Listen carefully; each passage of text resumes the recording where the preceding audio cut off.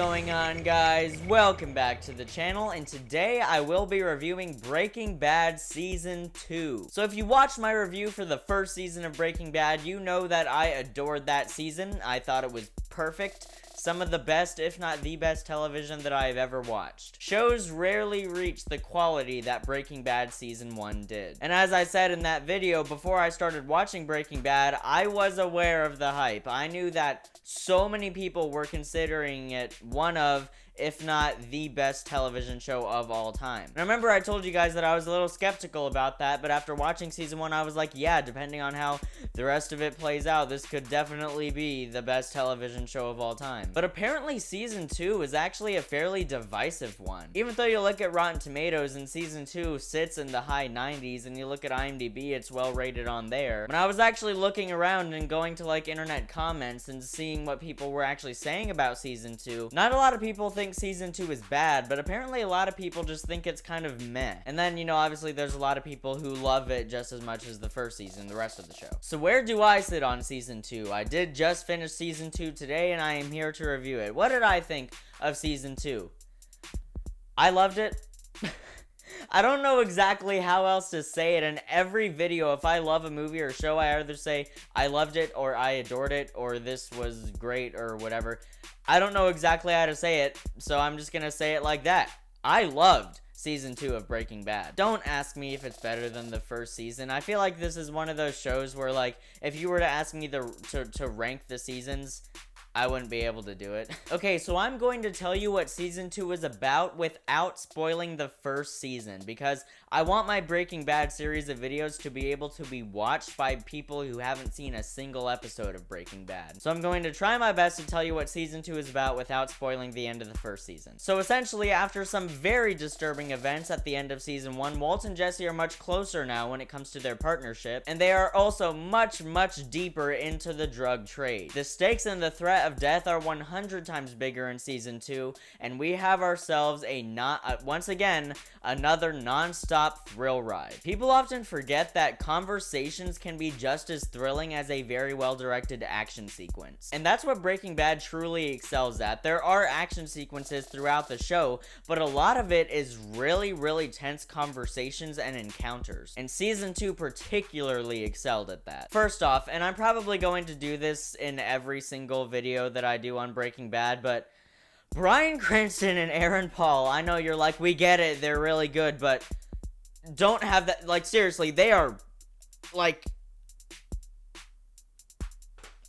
I don't have words. Let the Emmys that they both won speak for themselves. I really enjoyed a lot of the new characters that were introduced to in Season 2 as well. Without telling you what role these characters play in the story, I will name some of them. Mike Ehrmantraut and Gustavo Fring are the two most noticeable introductions in this season. Now, as I've said, Breaking Bad is the rare show, if not the only show, where every single performance is amazing. And so when they were introducing a bunch of these new characters, I was like, oh, please don't mess up, like, please, one of you, like, I really hope one of these actors just doesn't suck. And no, all the actors who are playing these new characters are just as phenomenal as everyone else. The amount of tension that they are able to build through just an actor's performance in a scene is truly unprecedented. Also, it just never stops moving. There are always multiple problems that our characters have to deal with, and it always keeps you on edge every second of every episode. Also, let's talk about Jesse Pinkman. I love this character so much. I feel so much for him, and I really enjoyed what they did with his character in this season. There are some devastating, and I mean devastating, things that happen to his character in this season. Those of you who have seen Season 2, you know exactly what I'm talking about. Episode 12?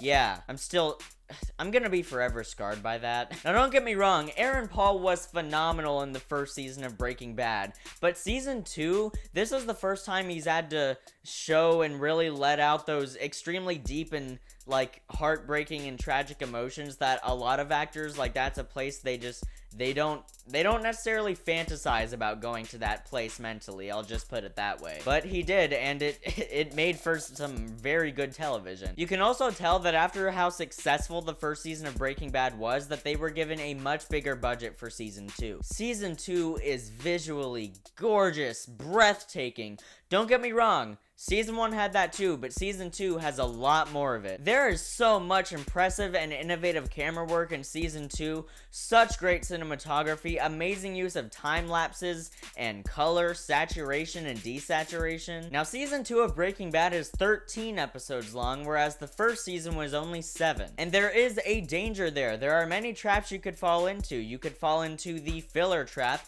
where there would be a bunch of episodes that aren't very consequential and they're just kind of boring. But nah, man, Vince Gilligan is a genius and no episode feels inconsequential. The pacing is truly masterful. Just like season 1, there was not a single moment of season 2 that bored me. Also, let's talk about Saul Goodman.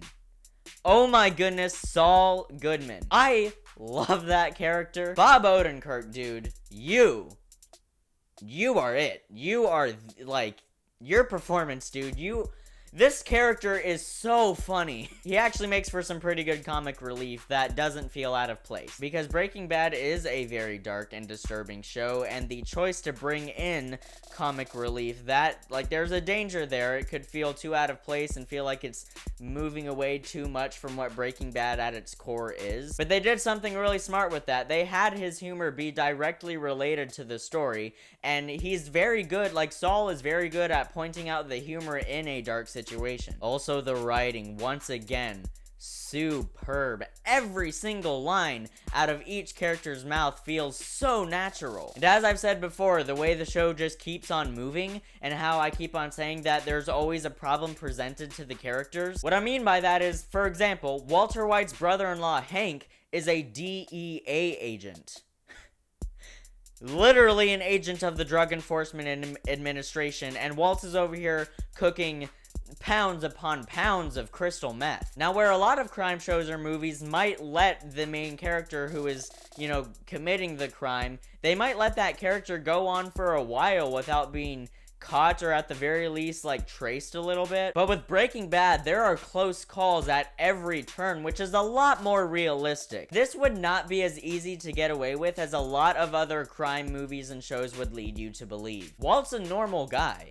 You know, he's your average suburban citizen. He's not an expert of stealth or combat or even the drug trade. He's just a guy who's doing a lot of horrible things for morally respectable reasons. It's not easy to cover a lot of this up, and I really like that they didn't overlook that, because the entire basis of this show is that it's supposed to feel extremely raw, real, dark, and realistic. And if they were to have Walter get away with all these insane things, it wouldn't have felt that way. But it does, because of all the close calls that they throw at him. And honestly, and this is one of the reasons why I feel like Jesse is such a great character, Jesse knows the drug trade in and out. He knows every aspect of it. He may not conduct himself professionally, but he knows the business. And I firmly believe that if Jesse was not part of the equation, Walt would have been dead a long time ago, perhaps even in the pilot. Also, fun fact for you, apparently Jesse Pinkman was supposed to die in the season 1 finale. I just learned that yesterday. Thank goodness for not doing that, because I love that character so much and I feel for him so much, and especially after the events of season 2, my goodness. So yeah, guys, season 2 of Breaking Bad was another extremely tense, extremely thrilling, incredibly well written, phenomenally acted masterpiece of television, and I am going to give it an A+. This show is on a roll. Let's cross our fingers and hope that the final 3 seasons will also get the A+ rating.